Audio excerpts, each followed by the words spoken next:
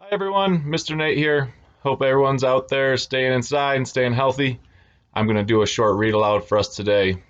This book was actually introduced to me by the Horsefall family, so Jeff, Jamie, thank you for introducing me to The Big Orange Splot. This one was a very favorite read in the Egrets class last year, and I enjoyed it as much as they did. Mr. Plumbean lived where all the houses were the same.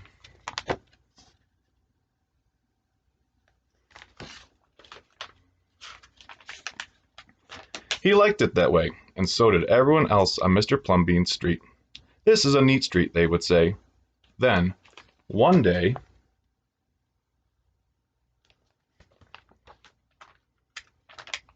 a seagull flew over Mr. Plumbean's house. He was carrying a can of bright orange paint. No one knows why. And he dropped the can, no one knows why, right over Mr. Plumbean's house.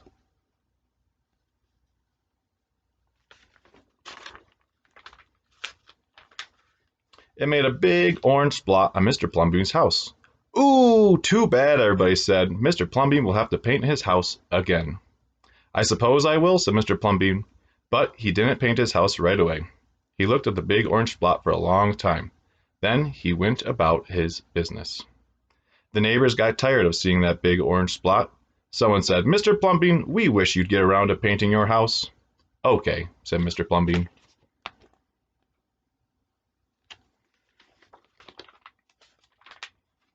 He got some blue paint and some white paint, and that night he got busy. He painted at night because it was cooler. When the paint was gone, the roof was blue, the walls were white, and the big orange blot was still there. Then he got some more paint. He got red paint, yellow paint, green paint, and purple paint. In the morning, the other people in the street came out to their houses. Their houses were all the same, but Mr. Plumbean's house was like a rainbow. It was like a jungle. It was like an explosion.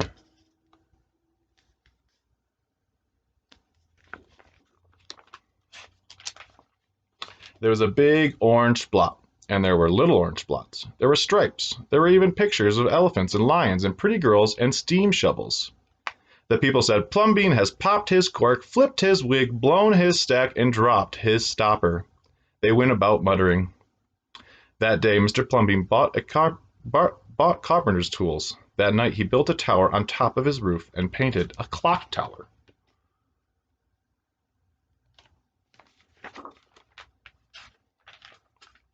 The next day, the people said, Plumbean has gushed his mush, lost his marbles, and slipped his hawser. They decided they would pretend not to notice.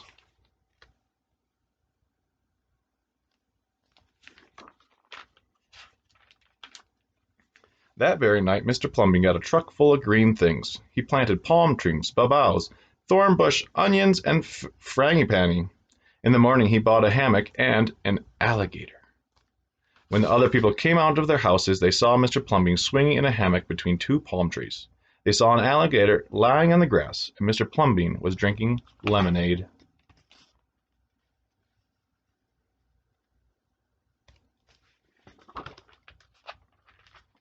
Plumbean has gone too far. This used to be a neat street.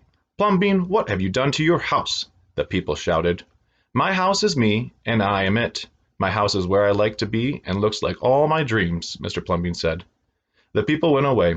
They asked the man who lived next door to Mr. Plumbean to go and have a talk to him. Tell him that we all liked it the way here before he changed his house. Tell him that his house has to be the same as ours so we can have a neat street.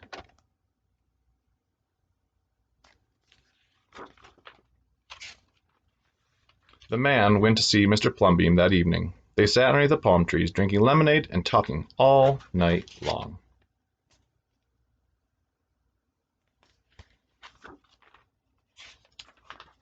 Early the next morning, the man went out to get lumber and rope and nails and paint.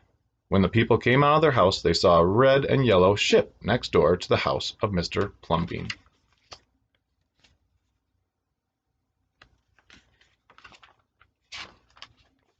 What have you done to your house? They shouted at the man.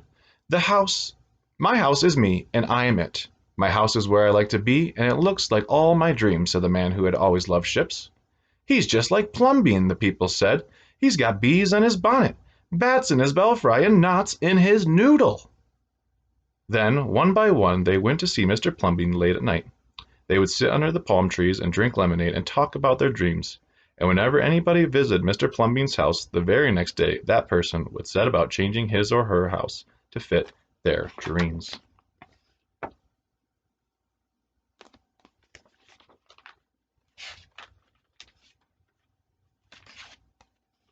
Here are some of the other houses that the neighbors painted.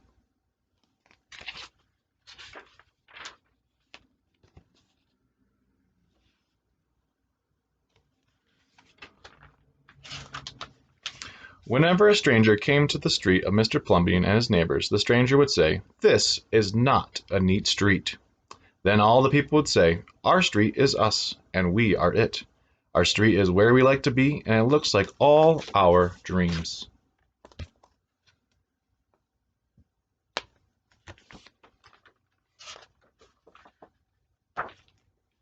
Thanks for listening along. Hope you guys are all staying healthy out there. We hope to see everyone back very soon.